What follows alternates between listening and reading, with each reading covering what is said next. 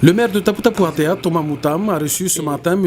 Richard Ballesteros, fondateur et président de la société Green Helios Aquatech Pacifique, une rencontre qui s'inscrit dans le cadre d'une convention de partenariat relative à l'installation d'une unité aquaponique pilote dans la commune de Taputa-Puatea sur une partie de la terre, Tupai Haruru, située à Vera. Il s'agit de projets aquaponiques avec notre système que nous avons développé 3.0, c'est-à-dire que nous sommes bien au-delà de tous les autres systèmes déjà existants.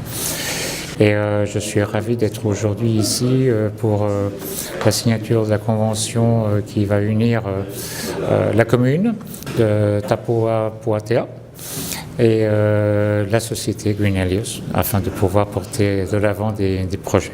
La commune de Taputa-Puatea étant essentiellement rurale et s'efforçant de promouvoir les méthodes agricoles respectueuses de l'environnement, a tout naturellement adhéré à ce nouveau système d'agriculture biologique hors sol qui lui a été présenté par son fondateur lui-même. Comme tout ce qui est bio, c'est un peu dans mon domaine, donc j'ai opté sur ce projet-là et nous avons discuté, nous avons fait des échanges et aujourd'hui on fait une convention. C'est un plus pour la commune de Taputa-Puatea. Comme je disais, depuis quelques années, nous sommes en plein, mais en culture biologique, en pleine terre. Là, c'est hors sol maintenant, dans un système aquaponie et en utilisant des produits biologiques. C'est ça la différence. Alors, comment ça marche ? L'aquaponie permet d'associer dans un système fermé l'élevage de poissons et la culture de plantes. Le principe ? Les excréments des poissons servent d'engrais aux plantes qui, à leur tour, vont purifier l'eau des poissons. Pour cela, il faut en fait un troisième élément, les bactéries. Elles vont permettre de transformer l'ammoniac contenu dans les déjections du poisson et très nocif en nitrates qui seront assimilables par les plantes et qui lui serviront de nutriments pour sa croissance. En absorbant les nitrates avec leurs racines, les végétaux nettoient à leur tour l'eau qui, purifié, peut repartir alors dans le bassin des poissons. Et ainsi de suite. Après plusieurs rencontres, les deux parties ont finalement concrétisé ce partenariat par la signature d'une convention élaborée sur 2 années renouvelables. C'est également le souhait de Tavana et de M. Ropignan de pouvoir démarrer ici une activité qui va dans le sens de la santé et de l'économie.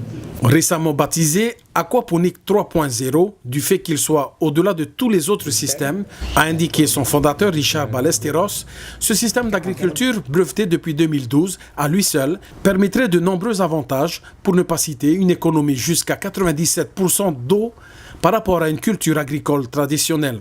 Des avantages considérables qui n'ont pas manqué de séduire le maire et l'ensemble du conseil municipal de la commune. Donc nous proposons un terrain et que nous prenons en charge la construction de la dalle et de la main-d'œuvre pour construire la serre.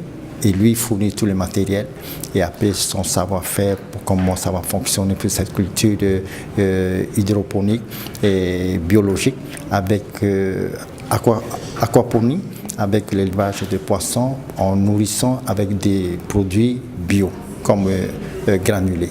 Il y a tellement d'éléments, n'est-ce pas, ça serait un peu trop long de pouvoir expliquer ici en quelques détails. Mais je pense qu'on pourra répondre à ces détails qui sont quand même très importants par rapport aux autres systèmes, une fois que le projet sera totalement édifié. Cette unité agricole servira notamment à la mise en œuvre de formations à destination des services communaux et des porteurs de projets identifiés par la commune, ainsi que ceux identifiés par la société elle-même. Selon le maire, avec ce projet pilote, lui va former des jeunes et des personnes qui sont intéressées pour pouvoir lancer ce projet, pour pouvoir multiplier avec les porteurs de projets. Et ça tombait, c'est un projet qui prend au moins 80 mètres carrés, mettons 100 mètres carrés, mais qui peut produire plus de 900 pieds de salade suivant son expérience qu'il nous a démontré la dernière fois. Et donc je pense que c'est un bon projet et avec les porteurs de projets, avec l'accompagnement du pays par le ministère de l'Agriculture, avec le CIFI qui va mettre en place pour comment créer de l'emploi avec les porteurs de projets, je pense que c'est un bon projet qui va compléter avec d'autres cultures.